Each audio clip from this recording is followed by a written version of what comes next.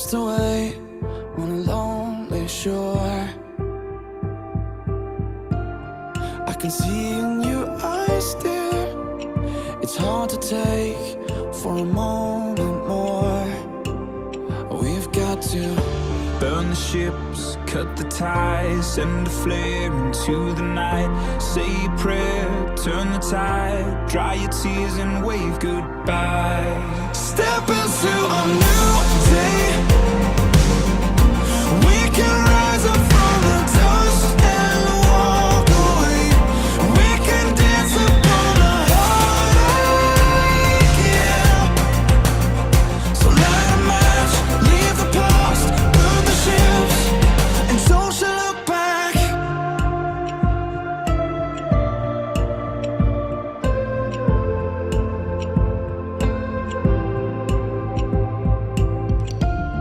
Don't let it arrest you.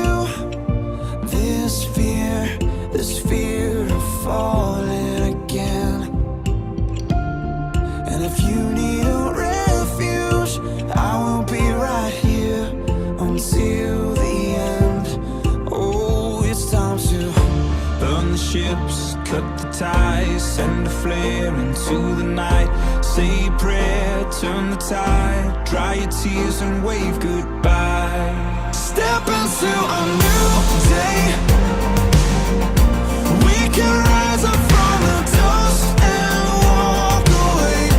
We can dance upon the heartache, yeah.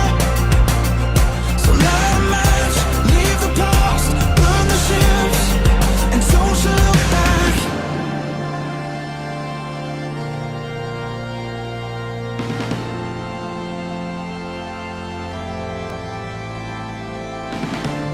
So long to shame, walk through the sorrow, out of the fire, into tomorrow. So flush the pills, face the fear, feel the weight disappear.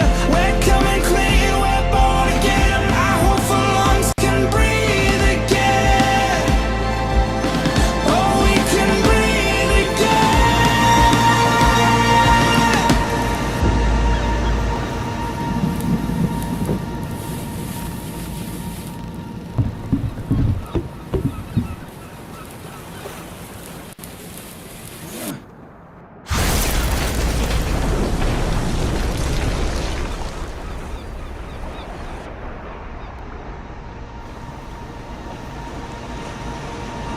And step into a new day.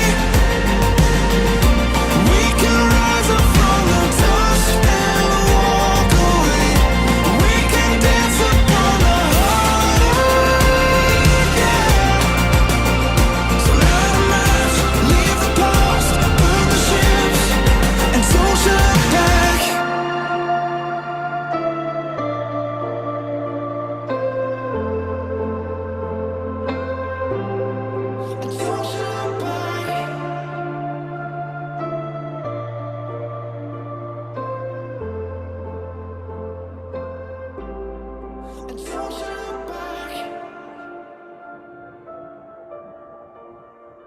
Hello, friends. Do you have a moment? Hello, so friends. That we may discuss Do you have a moment our Lord so and that we may Savior discuss monarchy? our Lord and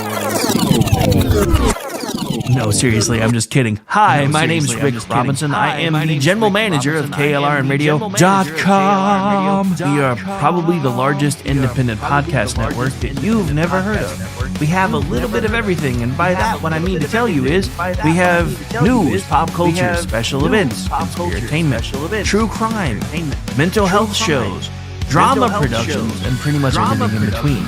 So if you're looking for a new podcast home to grab a little bit of everything that you love all in one place, come check us out. You can find us on X under @KLRNradio. You can find us on our Rumble and our YouTube channels under the same names. You can also find us at KLRNradio.com and pretty much every podcast catcher known to man. So again, feel free to come check us out anytime you like at KLRNradio.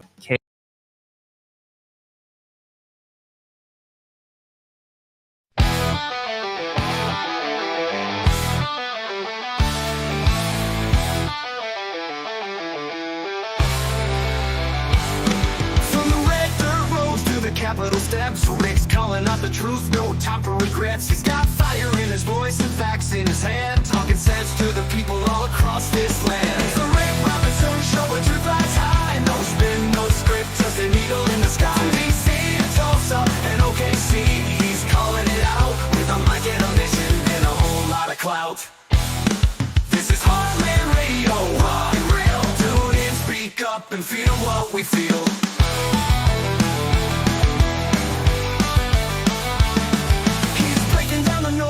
Cutting through the lies, shining a light where the shadow hides. With guests on the line and callers on deck, he's the voice of the folks DC tends to forget. Grab your coffee, raise the flag, he's standing tall. The white flag news with the backbone voice of the free. Rick's got the pulse of democracy. It's the Rick Robinson Show, both on and Ray. Truth bombs dropping like a racing parade. From the plains to the power, he's speaking it loud. With a mic and a message that'll make you proud. Yeah, it's talk for the people, talk that's real. The Rick Robinson Show, where we say what we feel.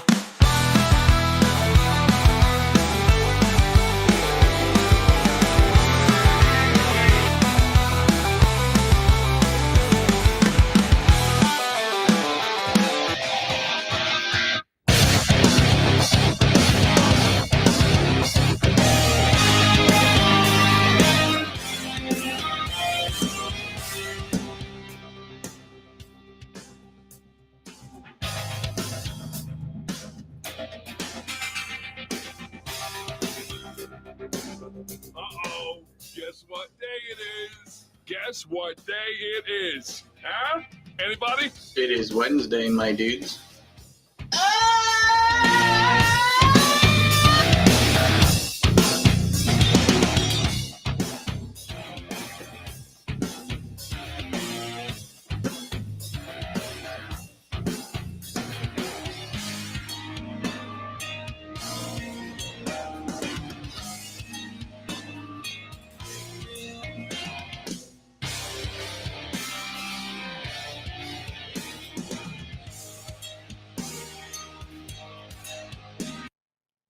And welcome into the program, ladies and gentlemen. Don't mind me. I'm struggling with something. I've never actually tried to have something on the screen in the main studio before, and I was trying to figure out how to make it go away because I realized with that being set up the way it was, we couldn't both be on the screen at the same time. Anyway, welcome into the Chat Lives Matter Day edition of the Rick Robinson Show. Okay, so did I even, or I don't even, just in case, I'm trying to work on this. But just in case, because I don't think I played it. So just in case. The following program contains coarse language and adult themes. Listener discretion is advised. That way, if one accidentally slips out, you guys have been forewarned, and that way nobody can really yell at me later. My kid was listening to you, and but hey, I play a disclaimer for a reason. I will be working on that, because, lots of family have been calling me out for it lately, and I resisted for a while, and I'm like, I guess it really isn't that necessary. Besides, I remember when I was on FCC stuff a lot, it was always more fun to figure out creative ways to slip one by them. So I think I'm going to start getting back to that a little bit. Not because I really ever plan on going back to FCC regulated stuff, but it's not like I would say no if they asked, especially if it involved a bit more of a steady payday than getting paid by contract. So anyway, we're here, we're live, it's Wednesday, and we have lots and lots and lots of things to talk about. But the very first thing we're going to be opening with, and I don't know why I just tried to drop into a crappy British accent, but here we are, is this. Because this occurred to me the other day when the news about Google dropped, and hang on, because I have that too. Let me make sure, because I don't, nope, that's not the button I meant to press. That one. Then we go here. So I'm going to play something, and there's a reason why I want this sitting on the screen while you watch this, because this was what this smacked of me for the other day when this announcement was released from Google regarding YouTube and everything else. But here we go.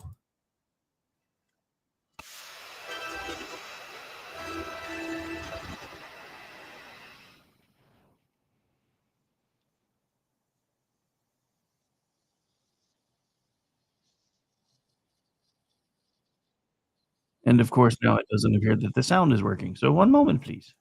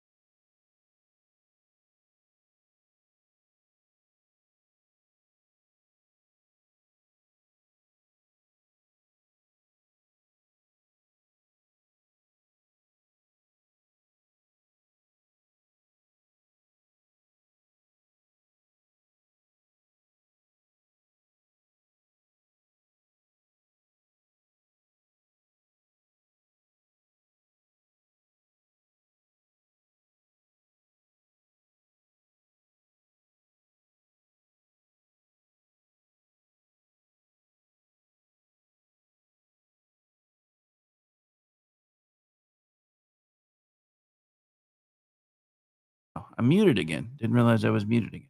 All right, so hang on. We're still trying to fix this because reasons. Du-du-du-du-du-du. All right, now maybe this will fix it. I didn't realize I was muted again. A little concerned about the fact that I was muted again. All right, let's try this now.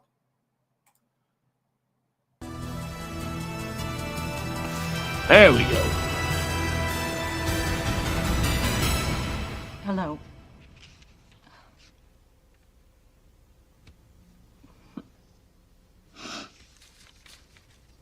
I want to welcome back our viewers. We've been gone a long time. Over a year since ISN was captured by elite forces sent by President Clark. Over a year since martial law was declared. Many of us and our associates at other networks were imprisoned, interrogated, even killed. All that changed last night. At 1:45 a.m. So we don't need to play the rest of the clip. I just want, and so now I'm actually going to see if I can make the Google thing bigger. I didn't mean to make it that big. But yeah, so I'd like to read this part to you, so hopefully you guys can see it too.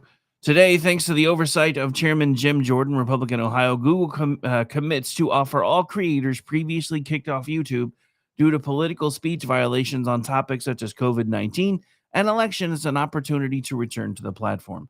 Google also admitted the following to the House Judiciary Committee. One, the Biden administration pressured Google to censor Americans and remove content that did not actually violate YouTube's policies. The Biden administration's censorship pressure was unacceptable and wrong. Easy for you to say that now, YouTube. Very easy for you to say that now. But here's my problem with all of this. And this goes to Jack Dorsey, the owners of Google, who are actually technically the owners of YouTube, and also Mark Zuckerberg. You guys have added to the political climate that we find ourselves in today. And I, for one, am very angry at you, with you, and because of you. Because the left knew exactly what they were doing when they commandeered social media platforms. They already had control of the majority of the media. Even 4 years ago, the right-leaning media movement wasn't what it is today. Even 6 years ago, especially 6 years ago, it wasn't what it is today. And that was about the time everything really started swinging the other direction.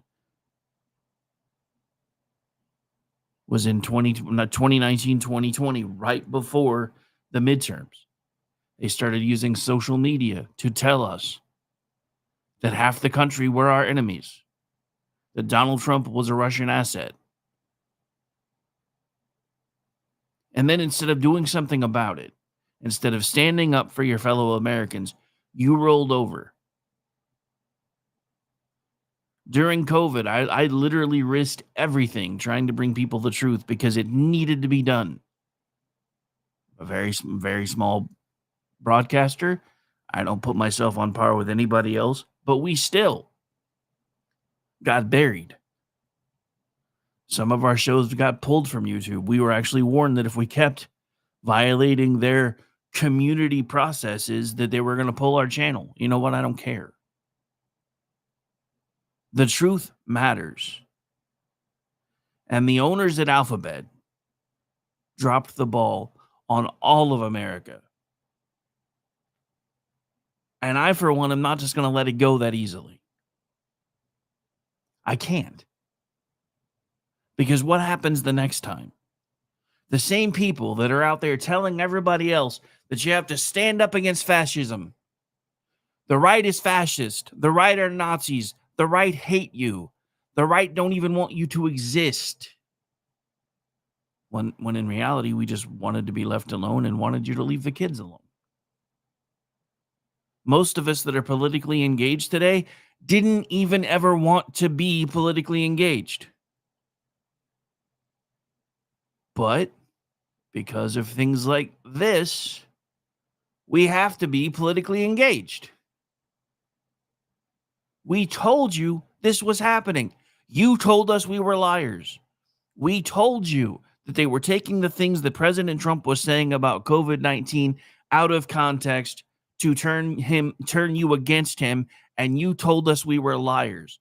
President Trump just put out the other day a press conference with Robert F. Kennedy Jr. and two of the other smartest doctors that I ever have had the opportunity to see any of the work that they've put out, talking about how all we're really asking is that pregnant women either don't take acetaminophen, or if you absolutely have to take it, follow the minimum recommended dosage and take it as little as you can. Because you know what?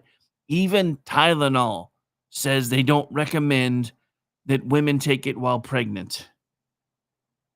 But the moment Donald Trump says that, he's a liar. He's just trying. Tylenol's the safest thing ever. But it's not. But the problem is it's not.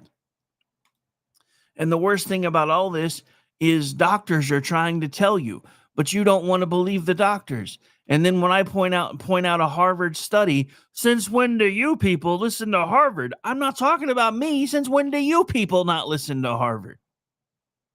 It doesn't matter whether I choose to listen to Harvard or not. You guys were the ones that told us to follow the science.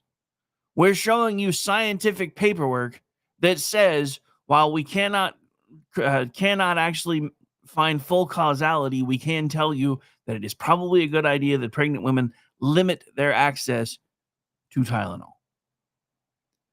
And instead of saying, hey, maybe we'll talk to our doctors about that in the event that we find ourselves, ever having a baby, it's, oh, you're insane. No, you don't know what you're talking about. The problem is, again, it's not me. I'm not saying it. You know who is saying it? People like this lady right here. Hang on. Are who's saying it?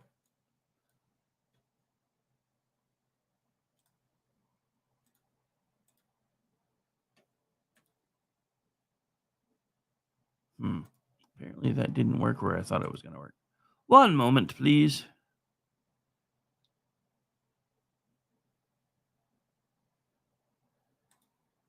And remove. So where did you put that? Is it up here? You put it somewhere, but now I cannot find it. This is weird. Down here, maybe? Okay, so let me fix it because I don't know what. Remember when I said earlier I was trying something new? Probably should have tested out the mechanics. Let's see. It should put it down here now, though. All right, so that's better at least. Okay, so let's watch this together. Peace, family. So let's talk about Tylenol. I'm literally out here in the garden, but the timing is what it is. So why is Tylenol associated with autism? First, if you don't know me, my name is Dr. Christina Parks. I have a PhD in cellular and molecular biology from University of Michigan that was done in the Department of Immunology, and I have been studying the childhood schedule and injections for about 10 years hardcore now. So Tylenol is associated with autism because it depletes the body's major antioxidant, glutathione. Glutathione is what mops up inflammation in the body. And when the body is critically depleted of it, it either goes septic or, especially in young or premature infants, they can actually pass away. It can cause things like SIDS. So the maintenance of glutathione is extremely important. And even doing something like mom taking vitamin C as a supplement while she's nursing can be critical in helping mom and the baby to resupply glutathione. So what happens is if your body doesn't have enough glutathione, it gets extremely inflamed and it just can't handle cellular stress.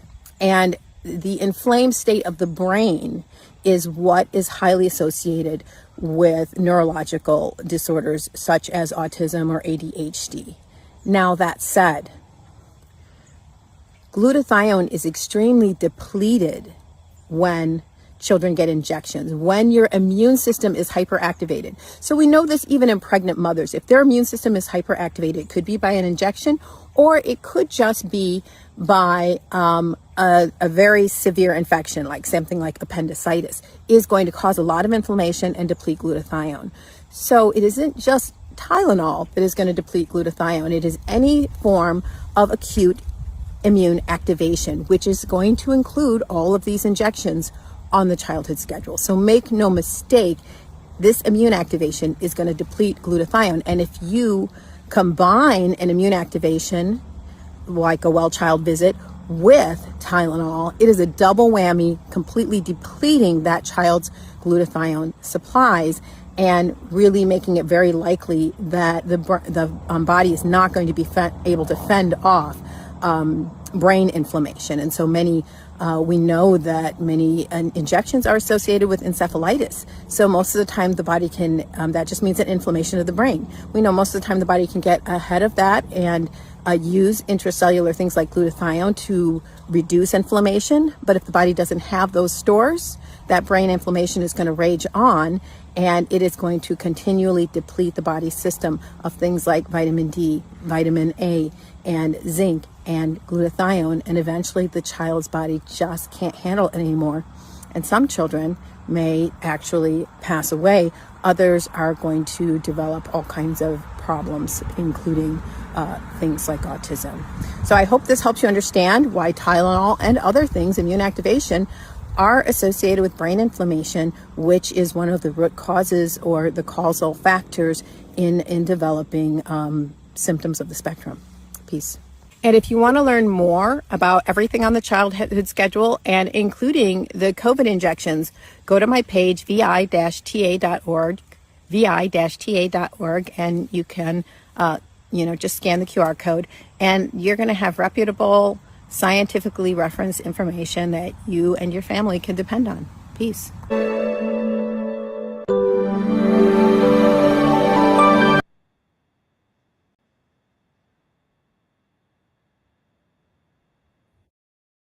All right, so I am not a doctor. I don't pretend to play one on X, but pardon me. I can do research. So, what exactly is glutathione? Because she mentioned that. I know she explained it, but I want to break it down and go over it a little slower, because I feel like sometimes we kind of need to take an extra look at things here and there. So that's kind of what we're going to do for this part of the show, is break this down and let people understand exactly why it's so stupid just to automatically say everything that Orange Man says is stupid because he's bad and because Trump voters are evil and they're demons. We're usually the ones trying to talk to you. Y'all are the ones that keep saying you don't even want to communicate with us, but somehow we're the bad guys. You know what? I'll if that's what it takes to make you feel better, I don't even care anymore. Because I don't even care anymore. But so let's take a look. Glutathione is a naturally occurring antioxidant producer in the body. It is composed of 3 amino acids: cysteine, glycine, and glutamic acid, and plays a crucial role in cellular health. Glutathione is synthesized primarily in the liver and is found in high concentrations in nearly every cell, comparable to the levels of glucose or cholesterol. What are the key functions and benefits? Antioxidant protection. It neutralizes free radicals, reducing oxidative stress and can lead to inflammation, aging, and diseases like cancer, diabetes, Parkinson's, and heart disease. Detoxification helps the liver break down and eliminate toxins, heavy metals. Gee, I wonder if maybe a child's liver's inability to break down heavy metals and process pollutants might not increase their likelihood of autism, because it doesn't start it. Like I said, it helps break down heavy metals like mercury and environmental pollutants. Immune support boosts immune function by aiding tissue repair, protein synthesis, and fighting infections. It also has other roles. It's involved in DNA synthesis, enzyme activation, and regulating cellular processes like apoptosis, otherwise known as cell program death time. So the next thing she proposed was that Tylenol, acetaminophen, can actually affect those levels. So that's the next thing we looked into. Can Tylenol deplete glutathione levels in the body? And the answer is yes, particularly in the liver, where glutathione plays a key role in detoxifying the drug's harmful metabolite, NAPQI. At therapeutic doses, the depletion is typically minimal and the body can replenish it, but higher doses, prolonged use, or pre-existing low glutathione levels, e.g. from poor diet, alcohol consumption, or certain conditions, can lead to significant reductions, increasing the risk of oxidative stress and liver damage. So I would like to point out that one of the things that she said, and this is common, my middle daughter and my granddaughter live here. The doctor, every time she goes in for her shots, advises my daughter to prophylactically give her Tylenol, so that when they give the shots, the pain reliever is already in the system. According to this person that we just played, who is apparently a doctor, who's a PhD, according to her, that can be a very hard double whammy on a kid's immune system and can start causing issues, because without that particular glutathione, things that are supposed to be being metabolized out of the body are building up in the body. And I would also like to point out that Tylenol, in its own social media postings, anytime anybody tags them about being pregnant, one of their first responses is, please consult your doctor. We have never tested how this stuff works with women that are pregnant, and we do not advise using it while you're pregnant, which is exactly what Donald Trump and Robert F. Kennedy said the other day. And everybody on the left came unglued. And this is my problem. Right now, Donald Trump could come out and tell you that it is dangerous to take a flying leap off of a bridge. Half the country would go do it to try to prove him wrong. I'm not saying whether he should or should not do that. I'm simply saying that half the country would try to prove him wrong.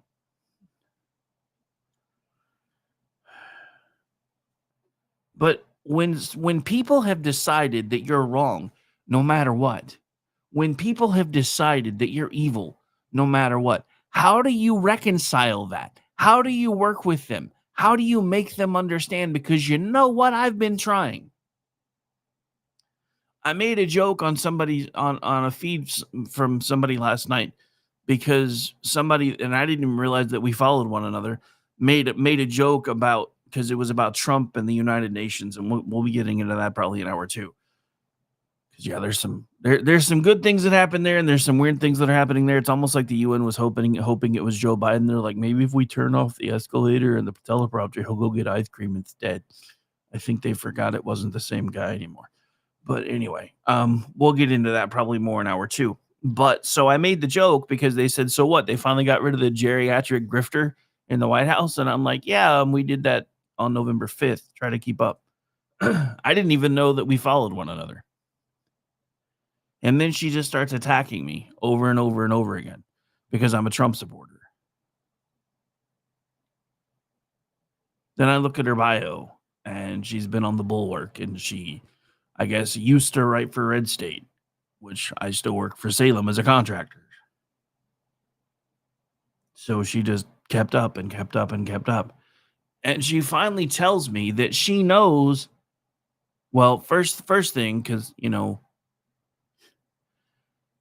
slightly snarky, slightly because I thought it was appropriate, I quote tweeted what she said and put a scripture in it. Why are you quoting scripture to me, demon? Excuse me? Excuse me? Baking powder? You said what now? I'm like, wait a minute. You've been attacking me. And somehow I'm the demonic one? Well, you're a Trump supporter, and everybody knows Trump supporters are evil. Everybody knows that? Wait, who told you that? Well, there's definitely nothing good about Trump supporters. Again, who told you that? Because I would like to point out, for anybody who holds that opinion, I hope by now you have, especially if you are of the left, and I know some of you watch these broadcasts because I get hate mail from you. I haven't responded to a lot of you yet. That may be changing soon. But I hope you have taken the time to go find out who Charlie Kirk was for yourself. Because he isn't who the left has been telling you that he is. And I still see so many people who are willing to post about him and talk about what a positive impact he was, and people vilifying them. I cannot believe you're in support of this man. Do you know who he was? Do you know what he did? Do you know what he said? And I see it all over the place. But this goes back to the whole monologue point of the show, and I know it's taken up a long time, but there's a reason. How do you reason with these people? The left has done a masterful job of painting half the country as the enemy. And for over 4 years, they had control, actually probably closer to 8 years. They had control of major media outlets. They had control of social media. They were actually putting pressure on social media groups to censor people for things that they were saying about the 2020 election. Why would you need to censor people for what they were saying about the 2020 election if it was false? That's the thing I don't understand. Because that's kind of where I am right now. The louder these people scream, the less I want to engage them. All these people that are doing victory laps because Jimmy Kimmel was back on last night, and how Jimmy Kimmel's monologue totally bodied Trump last night. I was like, if you really thought that, you wouldn't be crowing about it on social media, because you wouldn't have to be. You don't think that. You wouldn't have to be putting it out loud if you thought that. At least, I mean, maybe I'm just different, because normally when I'm winning, I don't get noisy about winning. Maybe when it's almost over and I can tell that we're winning. But I'm not usually somebody who's all over social media going, ha ha ha, Jimmy Kimmel killed Donald Trump in 10 minutes. Oh, I'm sorry. Bodied Donald Trump in 10 minutes. We are still technically on YouTube. I don't want to get yanked. Although at this point I could care less. But here we sit yet again. All right, so speaking of Kimmel, we'll probably get into the monologue in a minute. But as I get ready to go ahead and take the music break, all I can say is this. I'm not telling you what to do. I'm not even asking you to do it. But if you are so inclined, I would really recommend that those of us that are willing to hit our knees start hitting our knees and praying on the daily. Because half of our countrymen have been hijacked and brainwashed, and apparently they don't realize it. I swear, it's like watching Invasion of the Body Snatchers in real time. And I think that's the most terrifying thing for me, is watching people that have so just decided that because we believe something slightly differently than they do, we're not even worth the time to talk to anymore. When did discussion become bad? I guess that's what I keep asking myself over and over, is when did discussion become a bad thing? Because as was played on, I know we played it at some point, or I know somebody did. It may have been BZ. Playing the clip from Bill Maher sitting down with, I think it was Meathead from All in the Family, Rob Reiner. And Rob Reiner said, I have zero interest in talking to these people. So Maher said, you know what? That's the difference between you guys and them. They will sit down and talk to anyone who's willing to listen. And I was really surprised to hear Maher use the language, you guys and them, because Maher is a liberal. But even he admits that he's not the brand of liberal that the left is today. All right, we're going to go ahead and take the music break. We will be right back. And eventually, I will get this fixed one way or the other. All right, here we go. I'm on a For King and Country trip, but for those of you who didn't know that I launched a new podcast yesterday, there's kind of a reason why I've been playing songs by For King and Country, because the new podcast I launched yesterday, which will now be Sunday nights, 10 p.m. Eastern, is called Kingdom and Country, because I didn't want to rebrand this show completely. But we'll be right back. Stay tuned.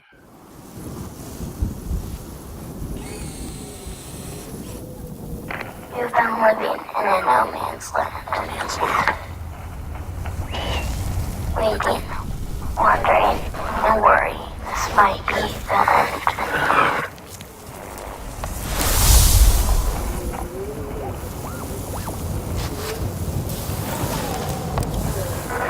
In your exhaustion, try to cry out, or even whisper. But you couldn't make a sound. What are we waiting for? What are we waiting for? Can't be what we can't see. Can't speak when we can't breathe. Can't dance if we don't move our feet. It's a blur trying to keep pace. Days are running like they're in a race. Can't move if we're in our own way. I guess the crisis is we've just one life to live, and no one knows what happens next. So what are we waiting for? What are we waiting for? Why are we wasting all the time like someone's making more? What are we trying?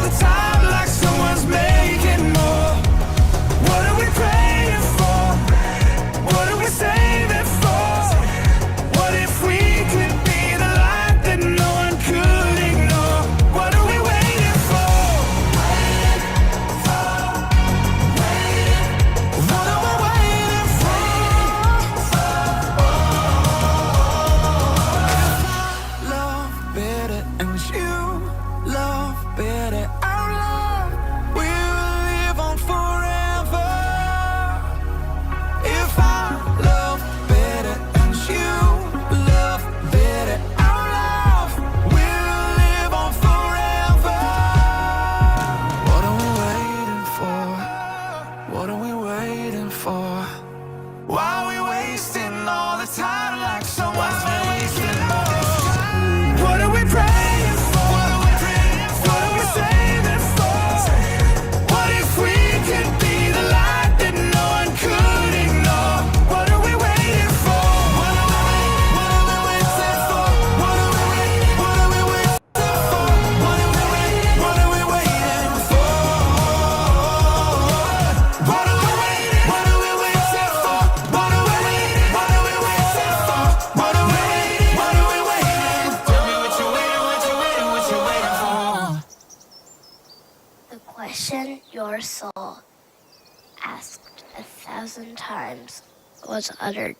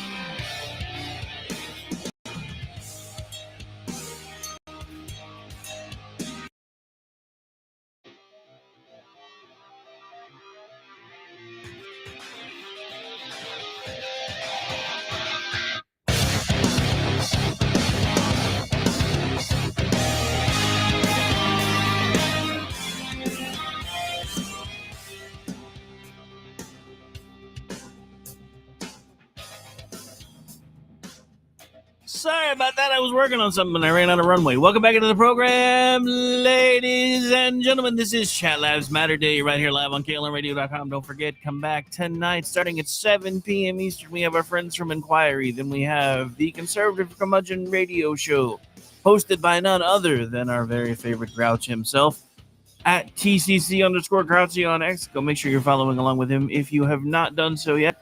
Then we'll be over behind enemy lines with our good friends Gene and Ross, probably with some updates about what's going on with Mandami the Connie.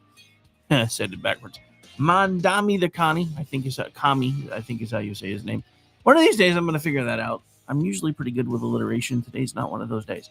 Then come back over here for Rick and Orty at 10 p.m. Eastern, followed by our regularly scheduled program of The Edge of Liberty, hosted by none other than Sean Lewis, which will be at 11 p.m. Eastern, 10 my time.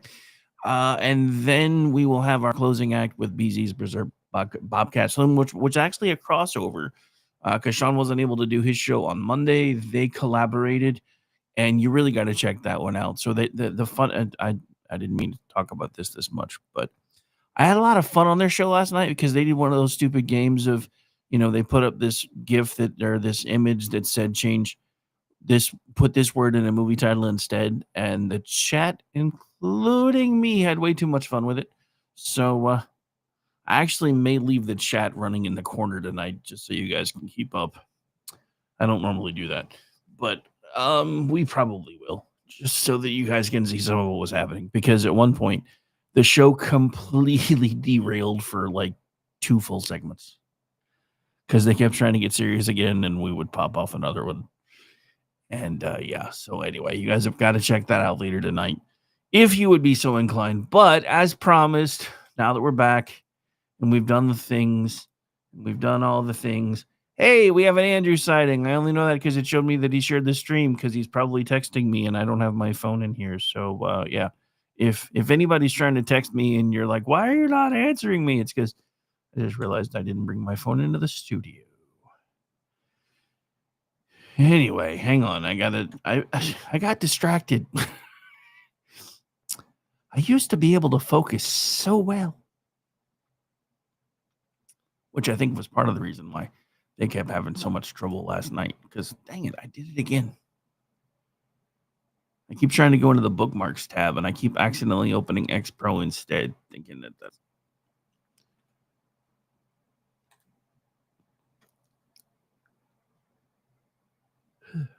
Okay. So that's that one. That's that one. Nope, that's another one I'm looking for. Oh, there he is. So yeah, here's part of the monologue. I think I have another section of it here too. I don't know if I'm gonna give him enough airtime to play both though, because he doesn't really deserve it.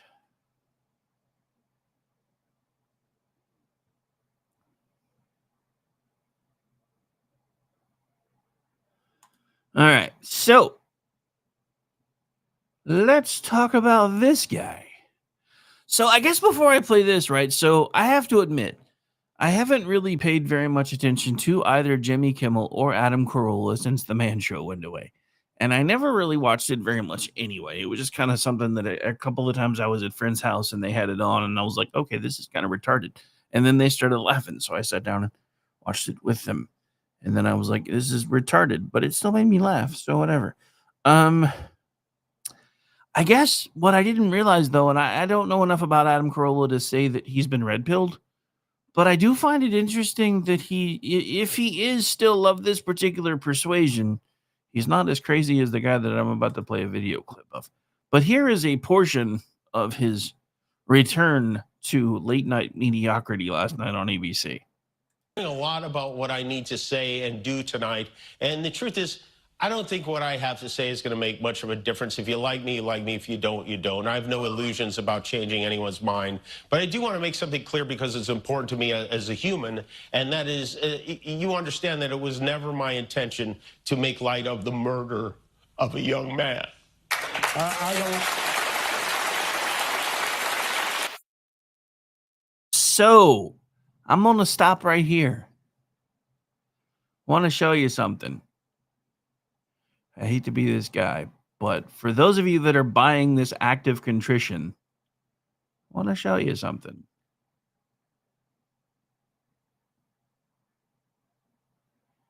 Body language. 1, hands in pockets. It's not the posture of a contrite man. It's just not. Hands in pockets, nonchalant. That's not the posture of a contrite man. Then I would like to point something else out.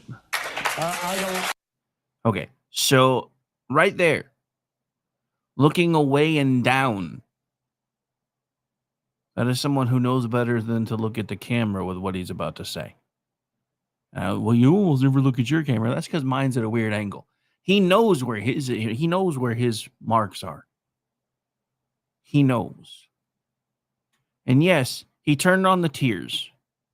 I'll give him that much.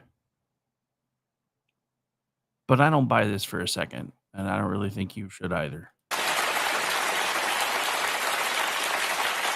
don't think there's anything funny about it. I posted a message on Instagram. I don't think there's anything funny about it, but I made fun of it for 2 days in a row until somebody said, hey, you really shouldn't have done that, and tried to take your show away from you. Instagram on the day he was killed, sending love to his family and asking for compassion, and I meant it, and I still do. Nor was it my intention to blame any specific group for the actions of what it was obviously a deeply disturbed individual. Notice he never specifically says, I got it wrong and I'm sorry. That was really the opposite of the point I was trying to make, but I understand. No, it wasn't. It was the exact point you tried to make. And if I had the ability to, I'd be running that as a side-by-side as a compare and contrast. And I might actually do that now that I've given myself that idea for a show later this week. I don't know yet.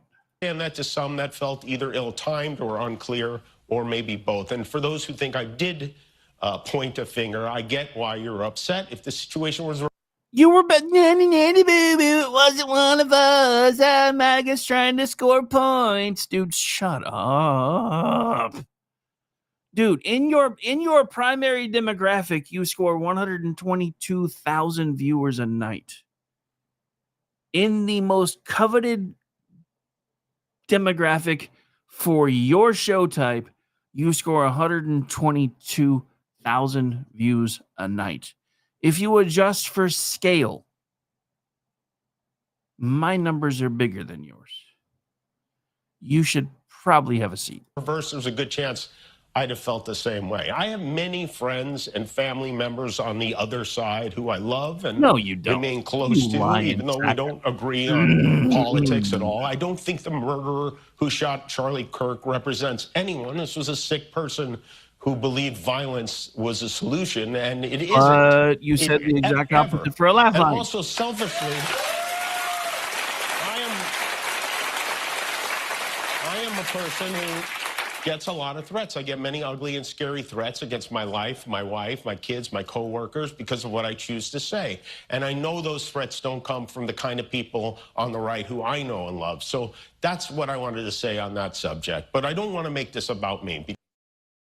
Yeah, I'm not playing anything else that this person has to say. not gonna do it.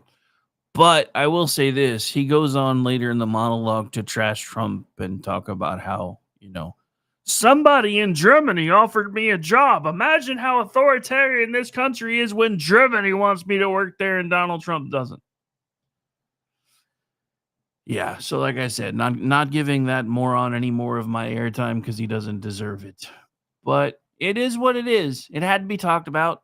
I have not seen any reports of the numbers yet. I do know that there were outlets all over the country that still weren't running it. I guess I had gotten confused because I don't really watch ABC as far as locally anymore. Normally, I just watch stuff on Hulu because I don't have access to the affiliate through any of the platforms that I have access to. Because I get my local NBC affiliate from Peacock and I get my CBS affiliate through Paramount Plus. But I don't have access to the ABC affiliate because the Sling that I have that I use, because I get the few channels that I like to watch for like $20 and then get the rest through the apps. So still, I mean, it doesn't really help much because by the time I pay for all the streaming services the kids like to have, I'm still paying about what I was paying for YouTube TV. But we figured out how to make that a little bit better too. But anyway, so I haven't watched anything ABC related other than on Hulu when I decide I want to fire up a particular show in quite some time. So I misspoke the other day. I had said that I thought our Oklahoma City affiliate was Sinclair owned. I don't think it is. The one in Tulsa appears to be. So the ABC affiliate here in Oklahoma City may have actually been running him last night. I don't know. I don't care. I just know that for everybody who's screaming and yelling and, oh my God, we need to break up Sinclair Broadcasting because they're not giving us our Jimmy Kimmel. And who's going to do anything about these Next Star people that aren't doing it either? Where was all this outrage when, tens of thousands of Americans were deplatformed and demonetized while trying to bring you actual truth? That's my question. Because here's the thing. They like to talk about misinformation a lot. You don't really have to fight misinformation that hard. Now, deceptively edited videos, deep fakes, those kind of things, sure, maybe. But crazy stuff people say, you don't usually have to make that go away because there'll be enough people to come out and say, that's not how any of this works. That's not how any of this works. So yeah, Andrew in the chat. Basically, what Kimmel is doing is what every Hollywood star does, keeping his name in the news. His show will now peak for him to use for contract negotiations. I'm not so sure. I mean, I'll be honest, and Amish put this thought in my head first. Sweeps week is coming up, so I really thought they were going to try to figure out a way to keep him off the TV screens until after Sweeps week. But I don't know. But so there's that. All right, so we got to talk about this next because this is in the vein of everything else that we've been talking about. So hang on, I got to make sure that I have it queued up first. Because, yeah. So this guy, stepping in it again. But it's Morning Joe. What do you expect? So I'm not even going to talk about this until after I play it. And we actually may wind up talking about it after the break. I just look. Well, no, it's not that long. I should have time. I thought it was a longer clip. Really? Really? Why does it always do that to me? You had it open too long, sir. It doesn't like it when you do that. Well, and what some Republicans did seem to understand, Ted Cruz certainly understood it, that yes, right now this is being used against speech that Republicans don't like. But Willie, Republicans aren't going to be in the White House forever. So they understood. Ted Cruz warned about it. Others warned about it. What we're doing to them right now, they will do to us when a Democrat. This is short-sighted. It makes no sense. Well, and what some Republicans did seem to understand, Ted Cruz certainly understood it, that yes, right now this is being used against speech that Republicans don't like. But Willie, Republicans aren't going to be in the White House forever. So they understood. Ted Cruz warned about it. Others warned about it. What we're doing to them right now, they will do to us when a Democrat. This is short-sighted. It makes no sense. Well, and what some Republicans. I wanted to let it play while I was getting that put back up on the screen because I would like to point out to Mr. Scarborough that have you met the left? Because guess what? They already played this game. It's right there on the screen. Again, Google admits censorship under Biden, promises to end bans of YouTube accounts of thousands of Americans censored for political speech. We're talking about one guy who isn't even making the outlet that he works for any money. They're losing money. You know how I know they're losing money? Because even if you just look at the actual three-letter networks that have actual late-night shows in late-night time slots, Jimmy Kimmel's number 3. Colbert is number 2, I think. Actually, I think I take that back. If you get rid of Gutfeld, I'm pretty sure Colbert's number 1, which makes Kimmel number 2. Which is more fitting than I realized after I just said that. But if Colbert, and again, I still suspect this is likely because negotiations for contract renewals are about to start in earnest. So I think it may eventually come to pass that CBS doesn't actually completely shelve the late show as they've been saying they were going to do and simply uses this as a cudgel to say we can't afford to have this thing cost us $100 million a year anymore, so we're going to have to figure something out. So Kimmel and Colbert have the same budget. Kimmel and Colbert have the same, as far as I know, the same amount of staff. Most of the production costs are the same. If Colbert is losing on average $40 to $50 million a year, how much do you suppose Kimmel is losing? And for Sinclair and Nexstar, how much money are they losing? There's a reason if they're trying to keep him on the shelf. And it's not because they're Trump supporters. One, Nexstar is in the middle of a huge deal that Jimmy Kimmel's asshattery might have actually imploded. Not because of any FCC stuff, but because, so the people that they're looking at either buying out or having them buy them, maybe like, we don't want the headache anymore. So, no, I don't pretend to have all the answers, but I know when this was happening and we tried to tell you it was happening, and each and every one of you said you're a liar, you don't know what you're talking about. And even if it is happening, it doesn't matter. It matters when it's a guy you like, apparently. It matters when it's a guy you like, apparently.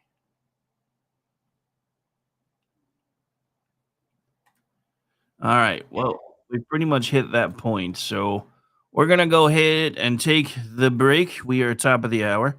We have one more hour to go. If you haven't done so yet, and you would be so unkind, please make sure you are liking the feed, sharing the feed, following along, or subscribing wherever you happen to find us. Remember, for both YouTube and Rumble, subscribing doesn't cost a thing. It just means that you want to keep up with what we're doing. Also, make sure you've hit that notification bell no matter where you're watching from and turned on notifications. So if you like what we're doing here, you can get notified every time we go live because we do have programming pretty much off and on throughout the day. Working on 24 hours a day, 7 days a week, but I got to find more talent for that first because I can't keep launching new shows to fill the space. And then every time I say I'm not going to do that anymore, I do it again. We'll be right back. Stay tuned.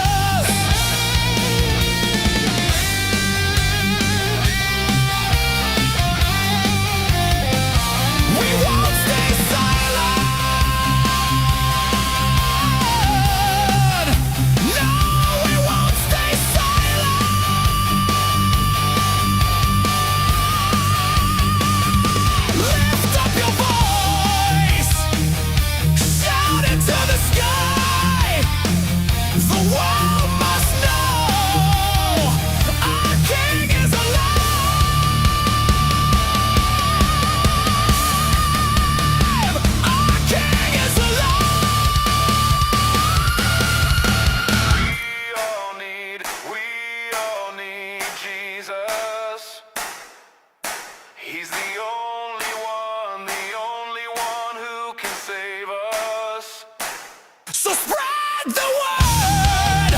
Let your voice be heard. We all need Jesus. Jesus. We all need Jesus. All need Jesus. Jesus.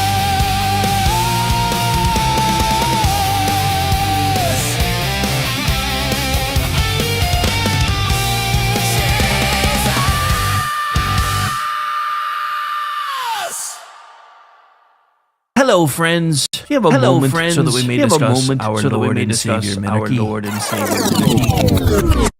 No, seriously, I'm just kidding. Hi, my name's Rick Robinson. I am the general manager of KLRNradio.com. We are probably the largest independent podcast network that you've never heard of. We have a little bit of everything, and by that, what I mean to tell you is we have news, pop culture, special events, conspiratainment, true crime, mental health shows, drama productions, and pretty much everything in between.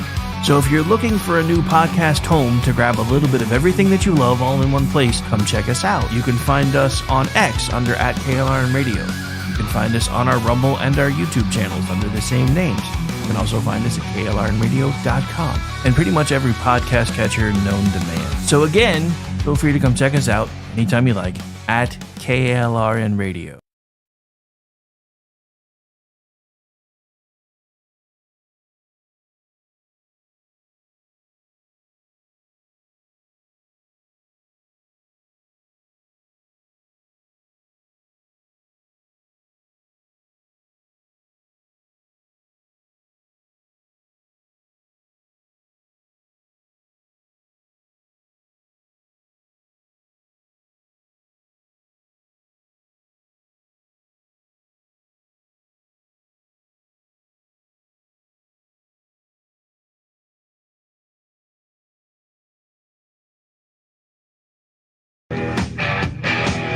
KLRN Radio has advertising rates available. We have rates to fit almost any budget. Contact us at advertising@klrnradio.com.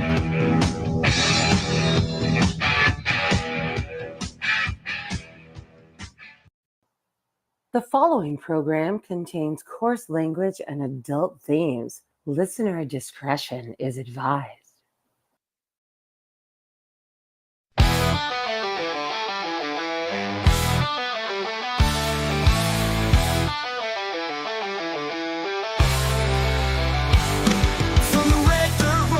Capitol steps, Rick's calling out the truth, no time for regrets. He's got fire in his voice and facts in his hand, talking sense to the people all across this land. It's the Rick Robinson Show, where truth lies high. No spin, no script, just an eagle in the sky. DC and Tulsa and OKC, he's calling it out with a mic and a mission and a whole lot of clout. This is Heartland Radio, raw and real. Tune in, speak up, and feel what we feel.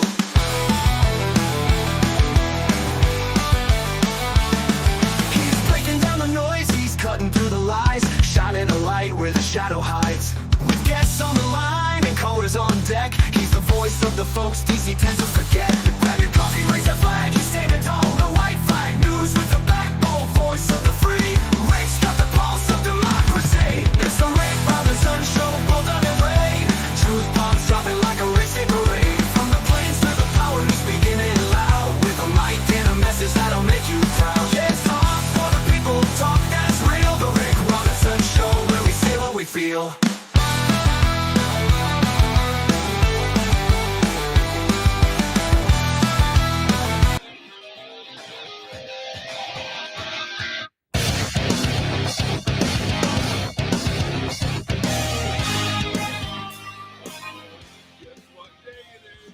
Guess what day it is? Huh?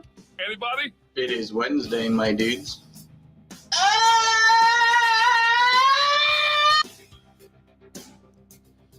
Narrator, no, Rick was not pranking Z. Rick is still trying to figure out changes they've made to Restream that are making things be a little weird. Welcome back into the program, ladies and gentlemen. It is Chat Labs Matter Day. right here live on KLRradio.com. We are into hour 2. Didn't realize we went that far over the top of the hour mark, but we're here, we're live, and we're going to give you the full hour anyway. Because, reasons. But I guess before we get too much further into everything else, there is some stuff we got to get out of the way. So hang on.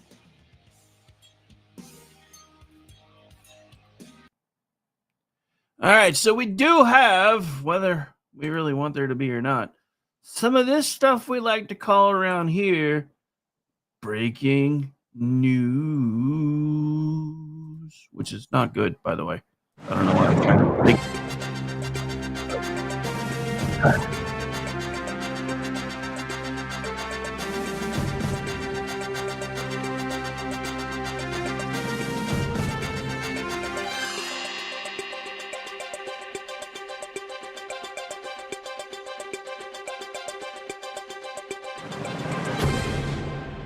So, as I'm sure you guys have heard by now, but it is a breaking news story for this particular show, that there has been a shooting at an ICE facility in Texas.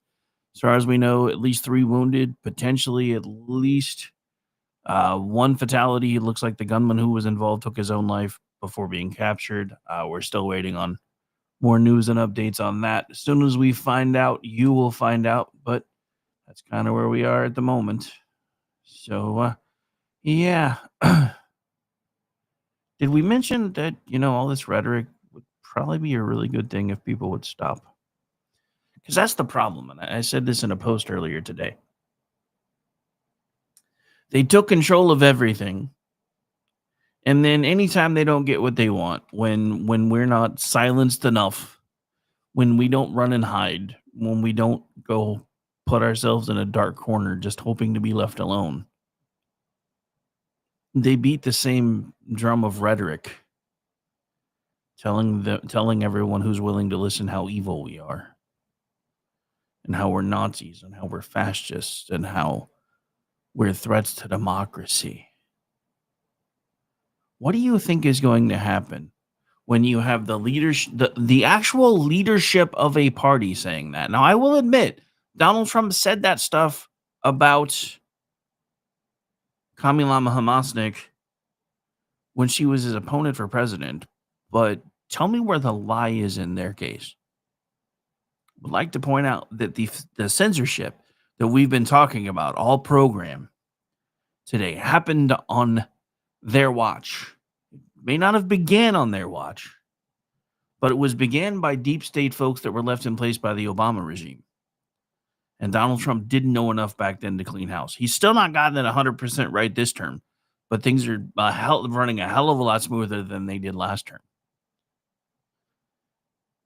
But again, I asked the question, when they've got control of the media, when they can basically go on any left-leaning outlet and beat the drums of war about how we're terrible, we're Nazis, we're fascist, we're bending a knee to Trump, we think he's the Messiah.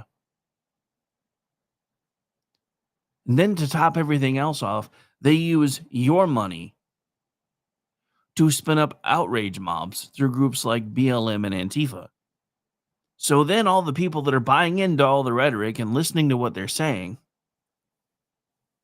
think they're the good guys. And then let's not forget, they're the ones that are openly embracing people that we know have mental illness issues and not embracing them to help them. They're enabling it.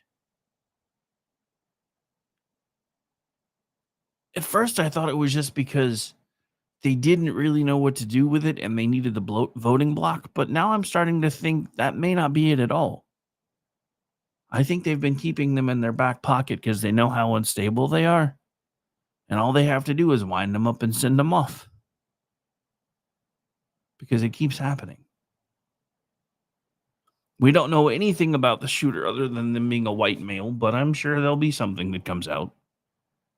There's any number of theories that are being floated right now, anywhere from a cartel hit to just somebody who, because of the recent stories that have come out from supposed Congress critters talking about how there's 800 migrants missing from the facility at Gator Gitmo.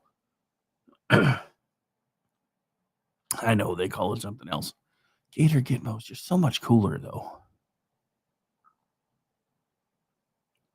But do you really not think that this isn't happening by design?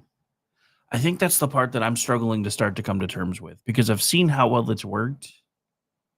And even if it wasn't their original intention, they're using it as it works now. You're now seeing Kamilama Hamasnik taking to the airwaves because she's trying to push her book. No, I'm not going to torture you with any of the excerpts because I've been hearing them all morning on all the shows, and they've got the audiobook versions, I guess, which oddly enough seems like it's her reading them, and it literally sounds like a robot reading the chapters. And I was like, no, just no. But she went on The View yesterday, called Donald Trump a fascist again. Because it works. Because it works. But again, that's part of where we find ourselves right now. And it doesn't matter how well we push back with facts. It doesn't matter how much we show them source material that proves that, like this most recent thing with Tylenol, we're like, here's the Harvard study, here's this study, here's that study. And it doesn't say that there's any causality links, but it does say that there is cause for concern and that women should consider not using it during pregnancy. The thing about if you've ever known anybody, you've had anybody in your family that worked in medicine, you would know that to err on the side of caution used to be the paradigm of medicine. I don't know when that changed.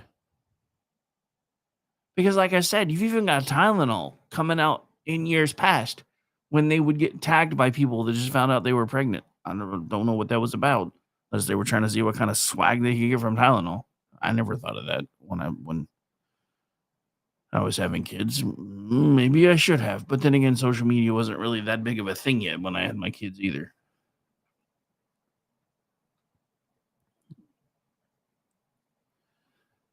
But so you have to ask yourself, if even the account of the biggest brand name acetaminophen pusher is telling you we've never studied this stuff with pregnant women, so we encourage you to consult your physician before taking it. Then, as we just played earlier in the program, someone with a PhD says, hey, giving this stuff prophylactically during vaccinations could be causing a problem. There could be a cumulative effect happening that's causing the children's bodies to not be able to metabolize things properly. Because remember, one of the biggest concerns that I've pointed out is the fact of the number of inoculations that have grown from the time that I was a child versus now. And I would like to point out that just a couple decades ago, people were on Larry King talking about the same stuff. Larry King Live. Jim Carrey and somebody else. And I know those aren't the best examples. But Jim Carrey's probably one of the most leftist people that I know, like leftist loon level crazy people. And 20 years ago, he was talking about how, we have concerns because the increase in the number of vaccinations between when, we were kids versus now. And it's gotten even worse. Now we know what acetaminophen does to a very specific thing that children's bodies need to be able to metabolize things. And we know that it saps it.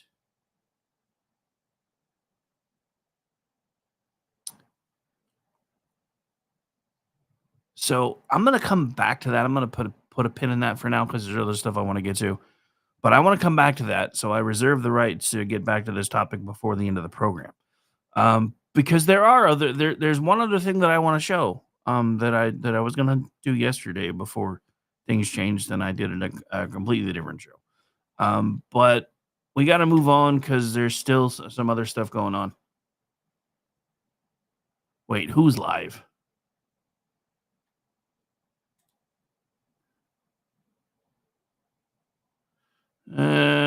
damn it. Hang on. Let me see if I can find it. Apparently there's a press conference happening somewhere.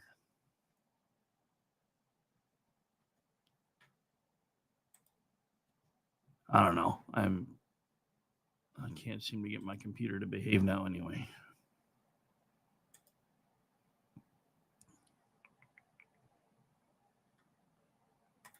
Okay, so I know what you're talking about. Hang on, I got it. Keep us all safe. And lastly, and this is really important, I would ask all of the city of Dallas residents who can hear me right now,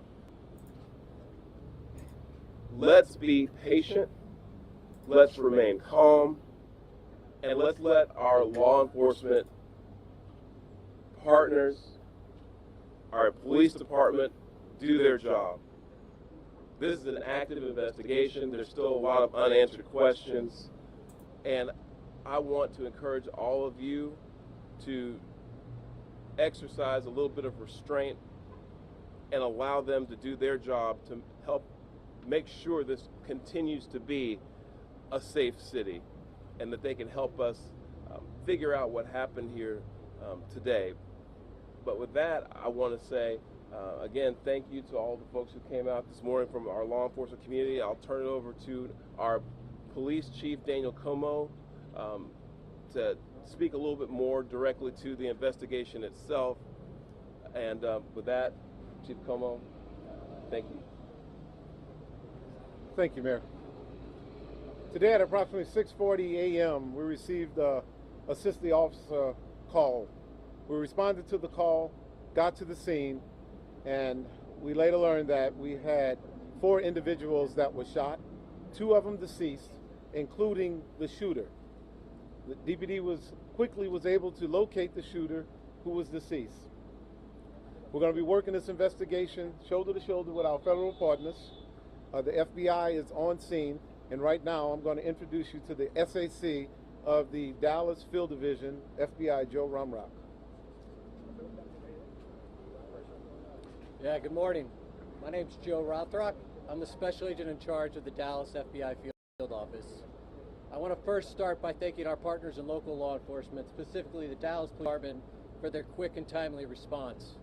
I can confirm at this time that the FBI is investigating this incident as an act of targeted violence. It is unfortunately just the most recent example we've seen of targeted violence, to include here in North Texas, where back on July 4th, we saw a coordinated attack carried out against an immigration detention center in Alvarado, Texas. What I can also share with you is that early evidence that we've seen from rounds that were found near the suspected shooter contain messages that are anti-ICE in nature.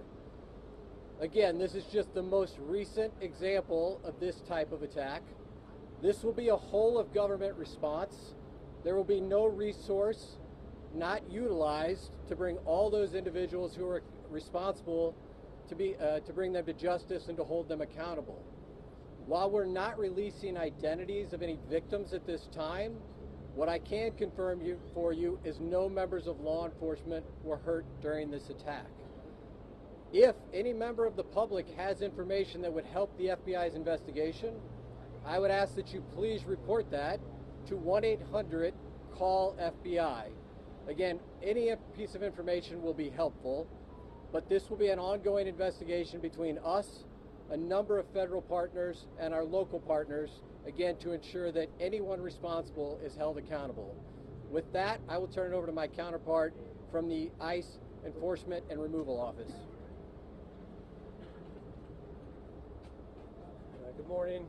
My name is Joshua Johnson. I'm the acting field office director for ICE Dallas. I'll be brief with my comments, but I do want to start off by saying thank you to the Dallas Police Department, Dallas FBI, HSI, CBP, ATF, and virtually every law enforcement officer in North Texas for your support. This is the second time I've had to stand in front of you and talk about a shooter at one of my facilities, and I think that the takeaway from all of this is that the rhetoric has to stop. There are people out there who are seeing what is being placed online, and they're coming and they're doing acts of violence against ICE employees. So that's kind of all I have for today, is that it's just got to stop. It's dangerous, and people are losing their lives. Thank you. Thank you all so much for coming. We really appreciate it. Again, thank you all so much. As it was said here today, if you do have any information, reach out to 1-800-CALL-FBI. Thank you. Thank you. This needs to stop. Violence is wrong. Politically motivated violence is wrong. It was 2 weeks ago today that we saw a political assassination in Utah that tore the heart out of much of this country. This is the third shooting in Texas directed at ICE or CBP. This must stop. To every politician who is using rhetoric demonizing ICE and demonizing CBP, stop. To every politician demanding that ICE agents be doxxed and calling for people to go after their families, stop. This has very real consequences. Look, in America, we disagree, that's fine, that's the democratic process. But your political opponents are not Nazis. We need to learn to work together without demonizing each other, without attacking each other. And I want to say thank you. I want to say thank you to the brave men and women of law enforcement. I want to say thank you to the brave men and women of ICE and CBP and everyone who puts their lives on the line to keep us safe. The divisive rhetoric tragically has real consequences. I hope that every one of us will pray, number one, for the safety of law enforcement that are risking their lives to keep us safe. Number two, for the health of those who were shot and injured today. We still don't know the full details of who was injured, but for the families also of the victims of this shooting. Violence has no place. It is wrong. And we should come together. If we want to have a debate about immigration policies, we can do so in the halls of Congress without demonizing each other, and especially without demonizing the men and women who every day put on a badge and go risk their lives to keep us safe. And we should not be putting language out there that inspires madmen to commit evil crimes. Our prayers are with the men and women of law enforcement, and we ought to come together and have some decency across the political aisle to say this violence is wrong and it needs to stop. Senator, have you been told that immigrant detainees were the victims of today's shooting? My understanding is the details of who the victims are still being ascertained, so I don't want to go ahead of law enforcement releasing these details. What they have said is that no law enforcement was injured, and so that's a natural inference, but I don't know the details.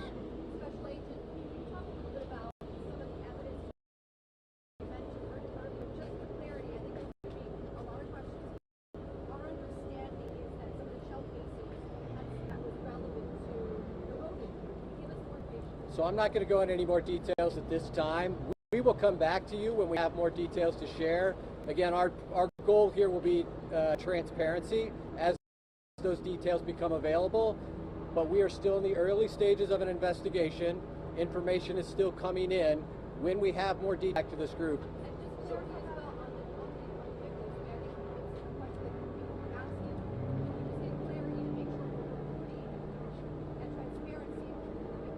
I'm not going to be identifying victims at this time. The only thing I will confirm at this time is no law enforcement was injured. Certainly you can respect law enforcement's need to make notifications. At this point in time, we're not going to take any additional questions from law enforcement. Again, I'd ask for you to respect the fact that this is an ongoing investigation, and as more details come available. We're not asking for the names of the victims. I understand. General sense I will, if the victims are the detainees. The only thing I can say right now is no law enforcement was injured this morning as part of the attack. I won't be taking any more questions, neither will law enforcement this time. We'll come back to you later today or in the coming days when we have additional information. Thank you for your time. Thank you a lot. Thank you a lot.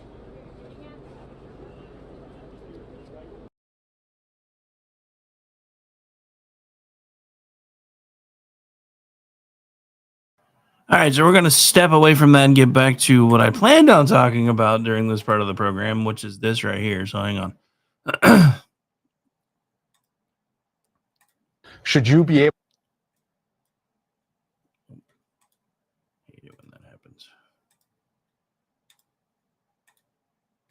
I was hoping replacing my mouse would fix that particular problem, but I think it's just an issue with this website. Anyway, you guys don't even know what I'm talking about, so I'm going to shut up now. All right, here's the video. Should you be able to speak your mind without retribution from the government? This is a government that is controlling law firms, media companies, educational institutions, and silencing opposition at the end of the day. And it's because of the money on the table from Nexstar, their billion-dollar merger, and that Disney lost their $4 billion in market cap that is causing all of this action. They're afraid of the government. Is exactly what Donald Trump wants. Who was silenced? Nobody's silenced. We're not. Jimmy Kimmel was taken off the air. You have universities afraid to speak their mind. You have research being completely we talk defunded. about the blue and the red division. Every single one of the reasons why the FCC has a role is because these are broadcast stations with a monopoly that was granted by the government. Do you feel good about? No, and I would hate it if the federal government came in and said, you may not say that. The reason why Jimmy Kimmel got himself into the first place is he was repeating a lie believed by 1 in 3 Democrats that the person who assassinated Charlie Kirk he did not had say that. right of center beliefs. He did not say that. We can parse his verbiage all day long. If he comes out and says, listen, that was not what I was trying to say, thank you. Fantastic. I appreciate that, Mr. Kimmel. The problem is that is believed. And we have spent way more time treating Jimmy Kimmel as a victim than the person who was shot and killed in front of their wife and children. Let me ask you a question. If Joe Biden took down a prominent right-wing personality on TV for what he or she said, would you endorse that? You're hypothetical if the Biden administration went and jawboned, let's say, social media platforms. I'm talking about a similar allegory of someone on TV hundreds of conservatives. Will you answer my question? No, that is literally what the administration that you served did. Google just released a broadcast all of TV the host components. taken down for words that they say or intimidated on. I will not approve in the your merger. history of as the a result. FCC, they have done that plenty of times on the right. Was the There's a FCC chair reason saying we're why. going to do this the easy way or the hard way, like a mobster? Your Were administration Were they? deplatformed and kicked off of social media. You want to talk about actually silencing? Having any single public outlet that you have unallowed to broadcast something, right? Jimmy Kimmel could go on MSNBC tomorrow. He's going back on ABC tonight. This man has not been silenced. Charlie Kirk's been silenced because he's dead. A lot of conservatives were silenced on social media platforms because the government threatened those social media companies. Facebook, Google, Twitter. You can go down all the list. YouTube, again, just acknowledged to Congress today that they did that at the behest of the Biden administration. And still, and yet, they keep treating us as if we don't know what we're talking about. I wanted to play that because I'm sorry, this is one of the biggest issues of our time, in my opinion, because if not for the government stepping in and saying, you can't let them say this, and you can't let them say that, and you can't let them say this, and these people are talking about the election, and we don't want them to be able to do that anymore. And these people are poking holes in the Russian collusion stuff, and we don't want them to be able to do that anymore. I submit to you yet again that if not for the fact that our government fomented hate and allowed it to fester, Charlie Kirk would probably still be alive today. Knowing now what Meta, and technically Alphabet, and formerly Twitter have admitted, if I were the Kirk family, I would be suing the United States government into oblivion. I don't care that it's not the current administration's fault. And then I would be suing each and every one of those companies into oblivion because YouTube and Google have done our fault, but they made us. That's not good enough. That's not good enough. You guys, through your complicitness, through your complacency, because of your fear of reprisal by the government, have turned half the country against the other half. How much differently would that red backwashed speech with Marines being flanked by the President of the United States, where he declared MAGA were basically terrorists, how much differently would that have gone if those of us trying to tell you how terrible that was weren't being buried? How many more people probably would have been able to take care of their COVID situation with $30 worth of pills instead of $4,000 doses of remdesivir? I blame both administrations. Please don't think otherwise. As a matter of fact, if you don't believe me, you can go back to an article that I penned last January over on Misfits Politics, where a good friend and follower of mine lost her son during COVID and she wanted answers. I still want answers. I still want to know why Donald Trump took everything the mental midget of the Potomac said is gospel for months, even after he watched the media eviscerate him, take his words out of context, and he still never put out any kind of corrections. I don't know if it would have mattered very much, but he said we should inject bleach. That's not what he said. You should get sunshine in your butthole. That's not what he said. But they did this to him for months. I'll be honest, I don't even really understand why he bothered to run again. Because I'm a firm believer, well, I was in the beginning, that if he would have just stepped aside and let somebody else run, that they would have let all this stuff die. I'm not sure I believe that anymore. So, on some level, I'm like, I don't even know why he bothered to run anymore. At the same time, I kind of know why he did. Same reason why I feel like he started playing to win in the first election, because he realized if he didn't, he was done. But the thing about it is, and Andrew just made a great point in the chat, these companies will go back to censoring again when it becomes profitable for them.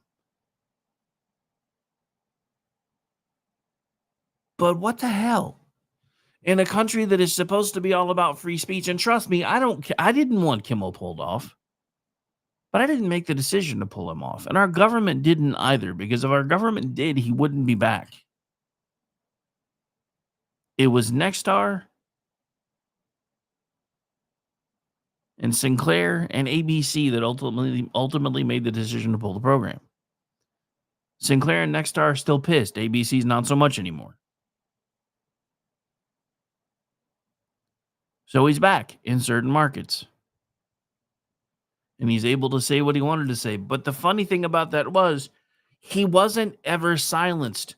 There's a point that was made in that clip that I hadn't even thought of. Jimmy Kimmel could have gone to another network.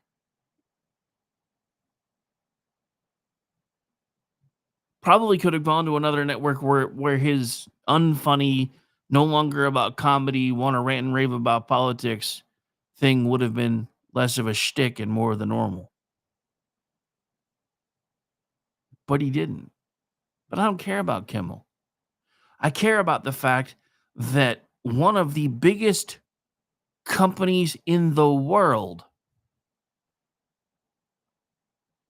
a name that we never even really use because nobody really realizes that it's the parent company for half the stuff that we use, Alphabet, was basically strong-armed by, everybody wants to say the Biden administration, but I'm going to say it like it was, the teleprompter and autopin administration, because it was whoever was running stuff behind the scenes, I guarantee you, was the one strong-arming them. And those are the answers that I want. And I would not have let those people leave until they told me, I know it wasn't him, so you tell me who it was that was putting the screws to you. Because we know it wasn't him, so who was it? Because the reason they're still trying to make Donald Trump the most corrupt president ever is because the last guy was, and they don't want you realizing that. Now, I'm not saying Donald Trump is completely squeaky clean either, but compared to the Trump family, compared to the Biden family, at least they do everything out in the open. He didn't secretly launch meme coin right before the election. He did it out in the open. You know what? Dude was already a millionaire / billionaire. Who the hell cares anymore? He's going to make money hand over fist regardless. It would be impossible for him not to. If we wanted our politicians to be paupers, we wouldn't make it cost almost $1 billion an election cycle to get them elected. Maybe we need to figure that out so that we can start putting everyday average Americans back in there again, because then maybe things will finally start getting fixed, because then it won't be about the divisiveness anymore, and it won't be about the rhetoric anymore, and it won't be about how quickly can I line my pockets, or at least I hope it wouldn't be. But as a Christian, I'm tired of doing everything I can to try to make my corner of the world the best that I can make it. And every time I turn around, somebody's telling me that I'm evil because of who I voted for. I've never once told anybody they were evil because who they voted for. We're never going to agree 100% of the time. I'm okay with that. As long as you're willing to talk to me, should we need to communicate about what those differences are. But the left isn't even willing to do that anymore. They don't want to talk to us. They don't want a dialogue. And the funny thing about that was that's what they used to tell us they wanted until people started trying to do it. And they're like, oh crap, they're making me prove my positions. And I don't really understand well enough how to be able to do that. Even the intellectual among the left, when they get backed into a corner, that's racist. That's homophobic. No, it's not. As a matter of fact, I'm tired of the word racist being in our lexicon. Race is a social construct. There was a time when the idea of race didn't even exist because it didn't matter. It was an immutable characteristic about who you were. There was nothing you could do to fix it, nothing you could do to change it, and it was irrelevant. Race became a thing when slavery started going away and less people were being put into slave positions, because up through most of history, and this is what I laugh about if I can trace myself back to slave ancestry, then I deserve reparations. Really? How far back you going? How far back you going? Because we're all descended from slaves. Everyone. Because at some point, every race was enslaved by a different race. And I'm going to start standing on what Charlie Kirk said. Race, as far as I'm concerned, is a social construct. It doesn't even need to be anything that we talk about anymore. We are supposed to be so far past that point. Martin Luther King was assassinated for floating that very idea. And I'll be honest, a lot of people are comparing Kirk to Martin Luther King. I don't like to do that comparison, but not for the reasons that you might think. If you've ever studied Martin Luther King, you know he talked a really good game, but he didn't live it. Kind of like me. A pastor who didn't walk the walk, didn't talk the talk. Did all kinds of things that he wasn't supposed to do. But he could get in front of a microphone and wax eloquent and inspire people. Try to bring people together. If you'll notice, those are the people that usually get whacked. Sorry for there being a little bit more mob language in the show than usual. I got up early. I don't know why, because I was exhausted because I didn't sleep the night before, but I crashed out at like 11:30 last night and woke up at 4:30, so I turned on Tulsa King because I was like, oh, I forgot that dropped on Sunday and I haven't watched it yet. So yeah, if there's a little bit more mob colloquialism in the program today, now at least you know why. But I think it kind of fits because our government has been acting like mobsters and not the Trumps. Those will be, if I'm being honest, those will be the ones that I would expect to act like mobsters. They are like the stereotypical. They're like into land development and all the things the mob usually secretly gets into. But it was the Bidens that turns out were the mobsters. It's always the ones you don't really suspect. Ain't it? But so you've got the federal government putting thumbs on scales with things like YouTube, Facebook, blah, blah, blah, blah, blah.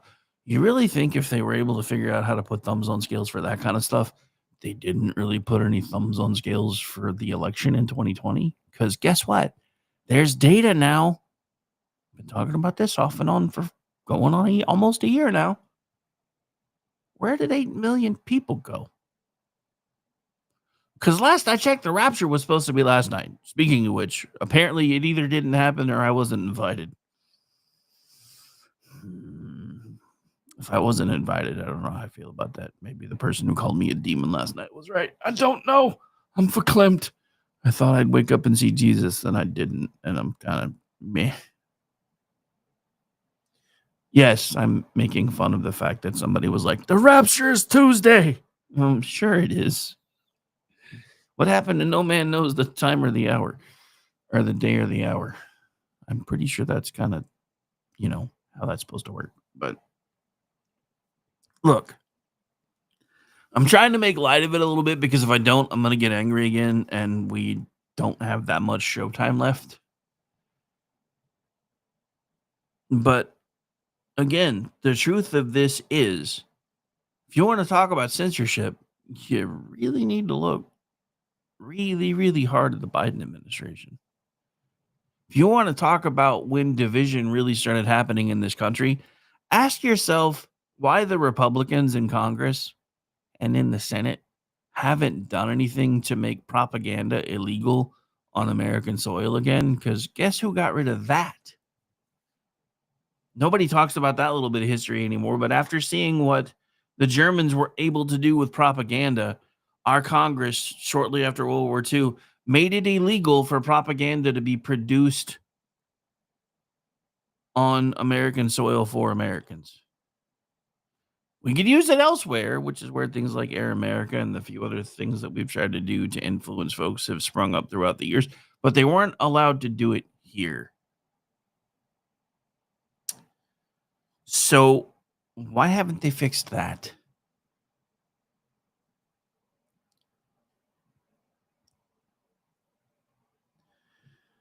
Nobody deserves reparations. Besides, you're basically part leprechaun, so you should have gold hiding somewhere, so it doesn't matter anyway. All right, let's see. I think I had at least one other topic I wanted to get to before we start wrapping things up. Oh yeah, so same vein, but here's another one. Did I mention how impressed I've become with Marco Rubio? He was not my favorite person for a while. He really wasn't.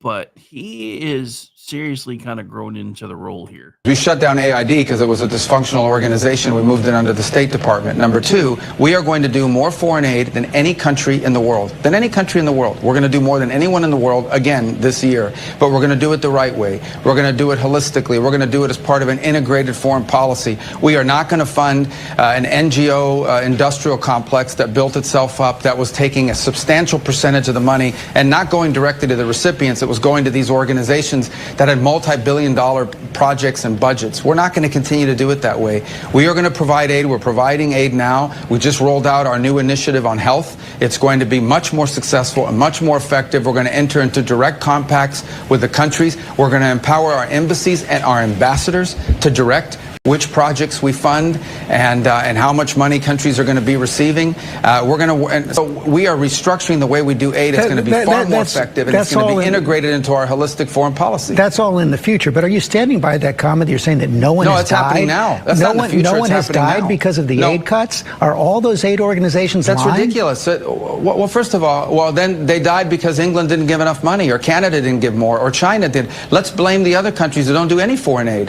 How about China? I mean, China's second largest economy in the world. They don't give money to these So you're no projects. longer did people disputing die that the because aid China cuts have didn't give cost more people's money? lives. You're no longer disputing that. It didn't. I think anybody who tells you that somehow it's the United States, if we cut $1, somehow we're responsible for some horrific thing that's going on in the world is just not true. Beyond that, I would say that in some of these places Well, if that dollar's not going the to reason why the feeding aid someone didn't or get medicine, there, someone's going to die, George, aren't one of the they? reasons why some of these places didn't get the aid is not because we cut the aid. It's because there's a war going on and the aid never got to the people. So in Sudan, for example, it's not just a humanitarian catastrophe, it's a war zone. Okay, the aid is stolen, the aid is impeded. In fact, they use aid as a tool against the people, and so blocking aid is a tool and an arm of war. So in some of these places, the reason why the aid isn't getting there is it can't be distributed.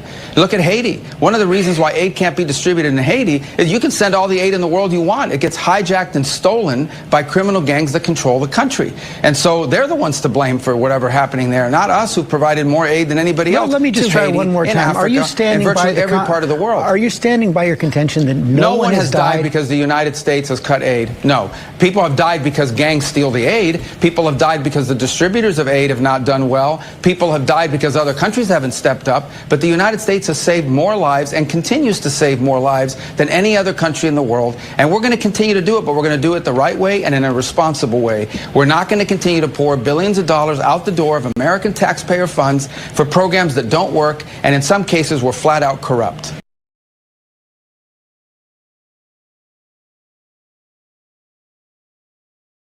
Did I mention Marco Rubio is kind of becoming one of my favorite people again?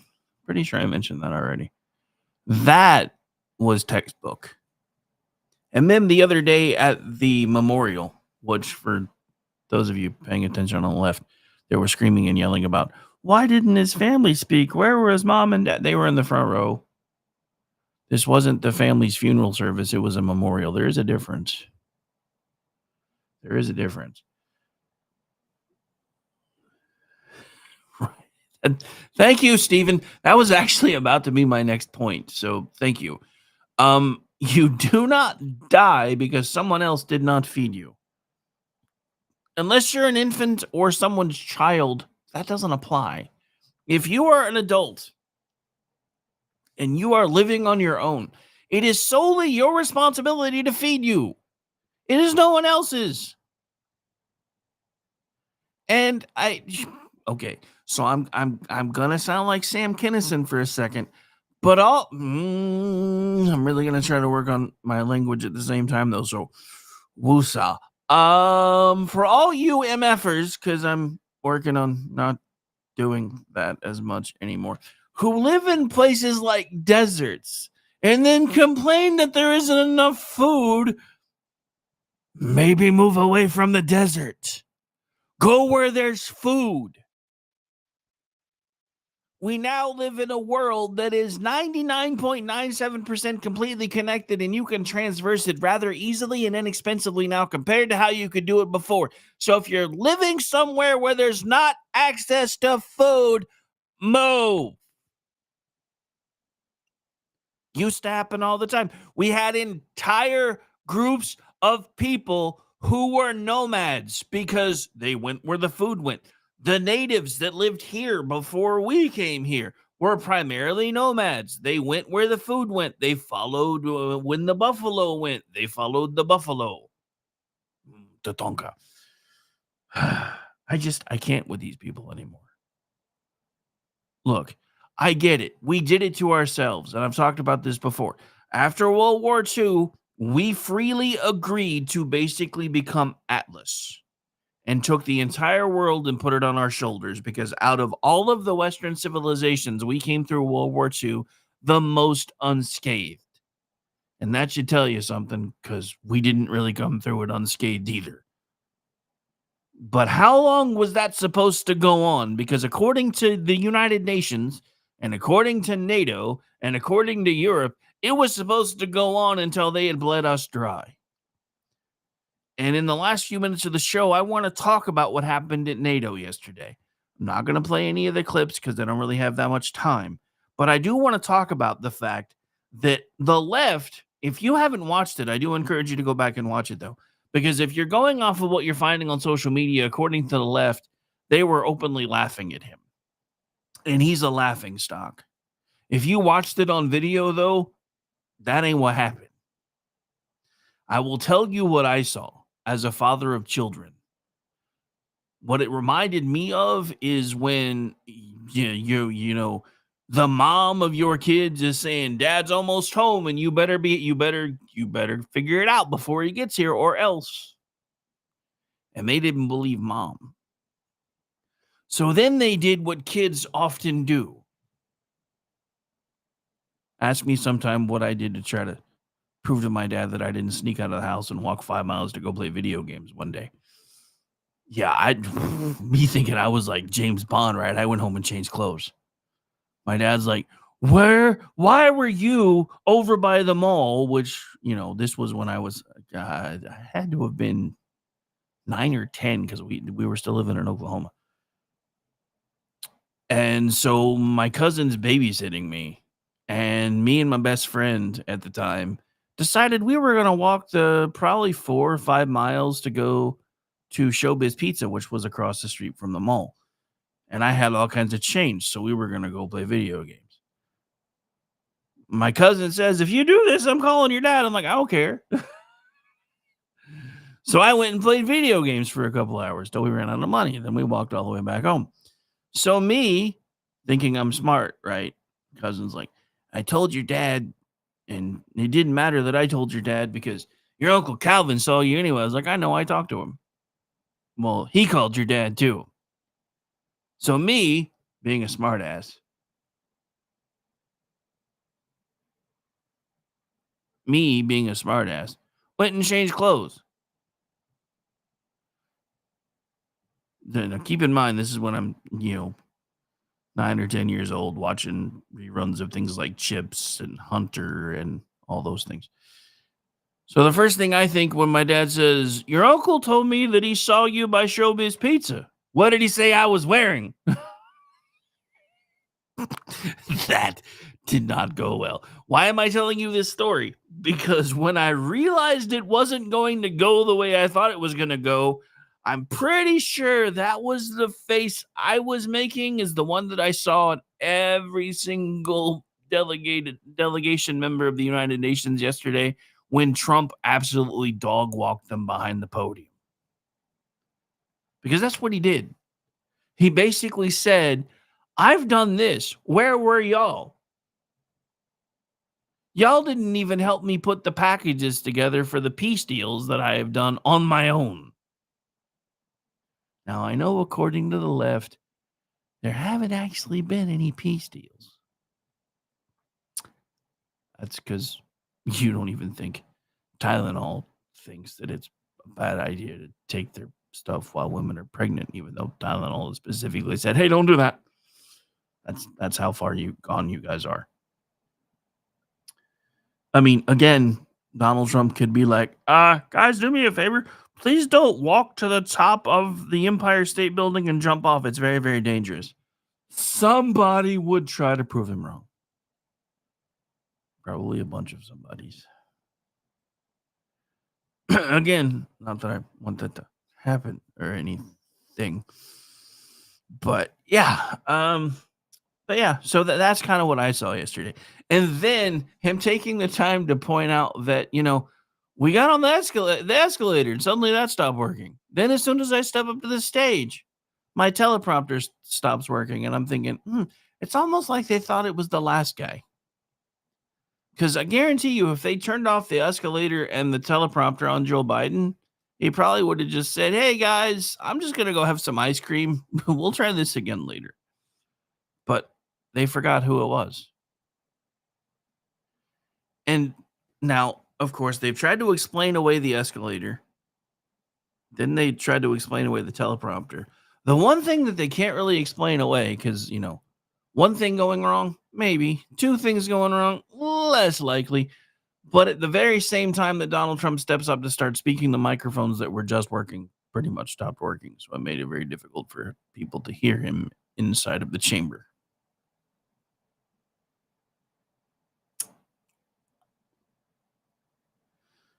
These are the acts of teenage children, or in my case, preteen children, who knew they had done wrong and were trying to make sure that dad couldn't call them out for it or do what dad was going to do. And it still happened anyway. Yes. Yes, Stephen. Yes, I 1,000% remember. And I think that may need to be what happens next. Look, I am not one of these people that was all for all of this stuff that I'm kind of for now. And I will be honest, the last thing we're going to hit on before I start wrapping things up, and I will be changing how I close out the program because there's lots of bad words in the old opening. I'm going to have to figure that out. I know somebody really, oh man, I get it, but I can't. I got to make changes, man. I got to make changes. But the last thing that I really want to talk about, though, is what was it? I had a closing thought. I promise I did. So we were talking about United Nations being turned into a parking lot. Well, yeah, I mean that I think it's time to figure out where they go from here because we don't need them anymore. They're not serving a purpose for us. Everything they said about Donald Trump was completely 1,000% accurate, no matter what the left tells you. They were funding our invasion. And I don't care what you say, because the new numbers that are coming out regarding the number of people that have come across our border in the 4 years that Joe Biden was president are astronomical. We're talking about 25 million immigrants, or as I call them, illegal aliens, because that's what they are. That's insane. Then you take into account the fact that we had 55 million visas in the pipeline. Then there's that 11 million illegal alien number they've been throwing around since the early 2000s, and I guarantee you it's probably at least triple that by now. So you take into account the people that were already here, the people that came in here, and the people that were coming in through the visa pipeline, and we are talking about 100 million people. What's the population of America again? So you're telling me, nearly accounting for the visa folks, the folks that were already here, the folks that were allowed to sneak in under Biden, you're telling me a third of our population? What do you think happens when 25 million people bum rush somewhere? You guys have seen the leftist thieves descending on stores like locusts, right?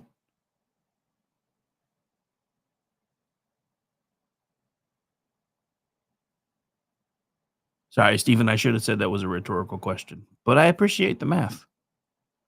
Because, yeah, you're right. It's right around 330 million. So you're talking about a third of our population.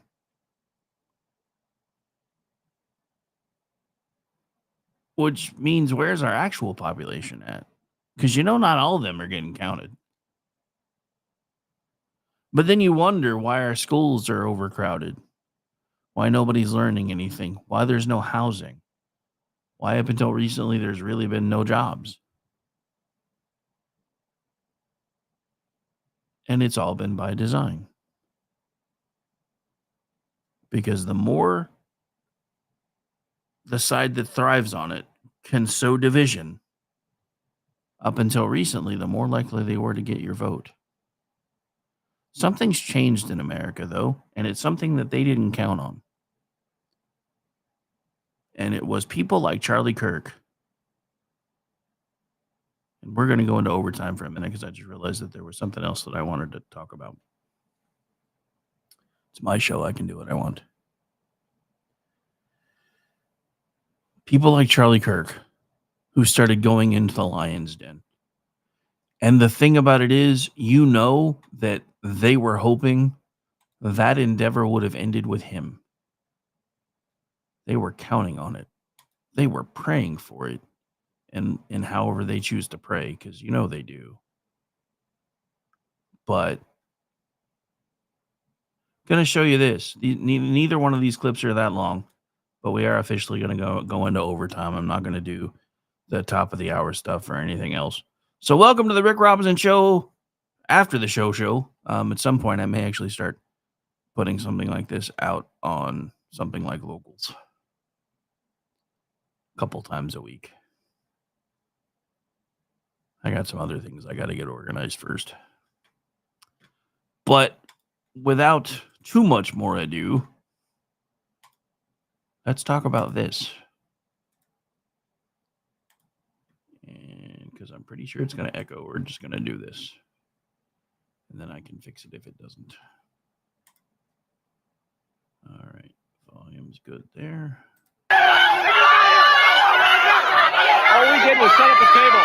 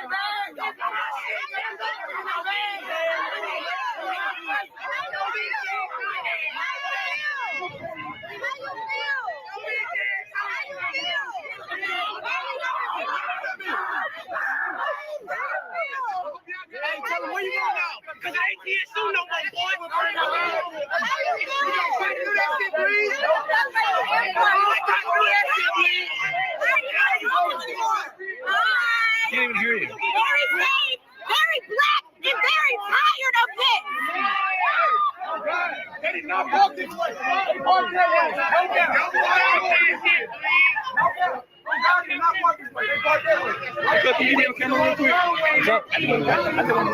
Hey, what's up, man? Like, oh, press the hell.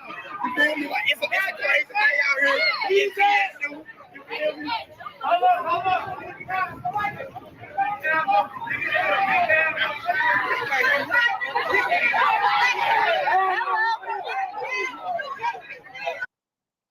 All right, so you probably can't read what it says at the bottom of the screen, so I'm going to read it for you. We set up a table, and it caused a race riot. Now, I want you to go back with your mind's eye and replay what you just heard and saw. These people were screaming and yelling and cussing, all because somebody wanted to try to reach them. Now, here's somebody else trying to do a very similar thing on what appears to be another college campus. Because what these people hoped was going to happen if they killed Charlie Kirk was that this stuff was going to stop. So this is from Nick Shirley. I think it's actually him and his account. And apparently he's got a live stream on YouTube. I might actually be finding that for you guys in a second, because this isn't a very long clip of it. But again, just want to, like I said, this is what we're fighting. My name's Nick Shirley. Yo, he's Nick Shirley. He knows me. Huh? I never said anything like that. Say fuck Charlie Kirk. Why would I say that? Say fuck him. Why would I say that? He's racist. No, he's not. Yes, he is. No, he's not. He said if my pilot was black, I would bust into the And he production. said black women got brain processing power. Well, look at He you. said black Look at women you. got brain Look at you. processing. He said black women got. You can't be for the Palestinians and against the blacks. You can't be for the Palestinians and against the blacks. It don't matter. You have to be pro-black if you're pro-Palestinian. Hey, stop it. Stop it. Get off. Get off. Hey, asshole, you want to blame us for Charlie Kirk? I ain't blaming you for Charlie Kirk. Oh, why not? Every fucking other right winger is. I'm not blaming you. The left is the right Look winger. at you guys. Kirk, rest in peace. Look at NYPD's laughing at you. Get out of here. I want to feel his life. You're getting what you wanted. This is what you wanted. I didn't want any of this. This is what you wanted. I came here to talk to you guys. That's exactly what you wanted. Stop For your likes. I said Free Palestine. I said it. Probably shouldn't have said that, though. Wow. Wow, look, someone just donated $20. Thank you. Black lives matter, white lives matter, all lives matter. All lives matter. You refuse to say free. All lives matter. I'll stand on that till I die. Yeah, like the chick flashing him in the back is really that worried about the Epstein files. Dude, we are fighting things on a spiritual level that a lot of us didn't even understand until September 10th. And that's coming from even me. So as we do start getting ready to wrap things up, we'd like to point out these are two people who went into public spaces to try to have dialogue. And to the gentleman, I use the term loosely, gentleman who kept screaming, well, you're blaming us for Charlie Kirk. That is why we're blaming you for Charlie Kirk. Because somebody's going to see that and use that as an excuse to do it to somebody else. And you were fine with helping to put that idea in their head. All right, we're going to get out of here, ladies and gentlemen. Again, want to thank you for taking the time to hang out with us today. Last I checked, it looks like we had broken 300 on the 2X feeds. Everything else takes a while to show up, so I don't honestly know exactly how many folks we're going to wind up having, but I do want to thank you guys for taking the time to hang out with me, on especially in what has been a very long couple of weeks for those of us on this side of the argument who are just trying to tell people all we really want to do is all we ever really wanted to do was be left alone. That was it. That was it. All right, we're going to get out of here. My name is Rick Robinson. This has been my show, The Rick Robinson Show. Again, we're changing up how we do the outro stuff until I figure out what I'm going to do with it. So hang on a second. I have a plan. I just haven't had a chance to put it together yet. Enjoy the rest of your Wednesday, folks, and I'll be back tonight starting at 7 p.m. pushing buttons for folks throughout the night. Again, I'll probably be working till about 2 o'clock in the morning Eastern time if everybody shows up to do their part. So, again, bye, everybody, and thanks for hanging out.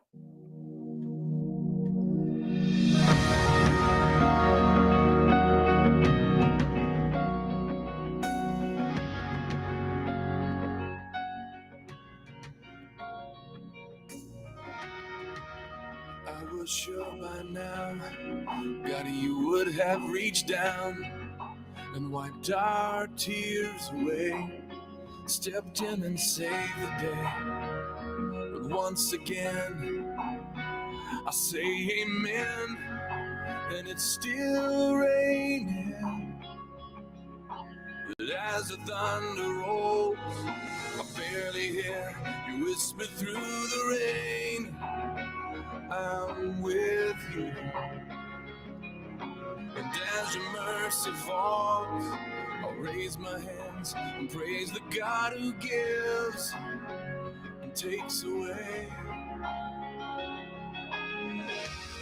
And I'll praise you in this storm, and I will lift my hands, for you are who you are, no matter where I am. And every tear I cry, you hold in your hand. You never left my side, and though my heart is torn, I will praise you in this storm.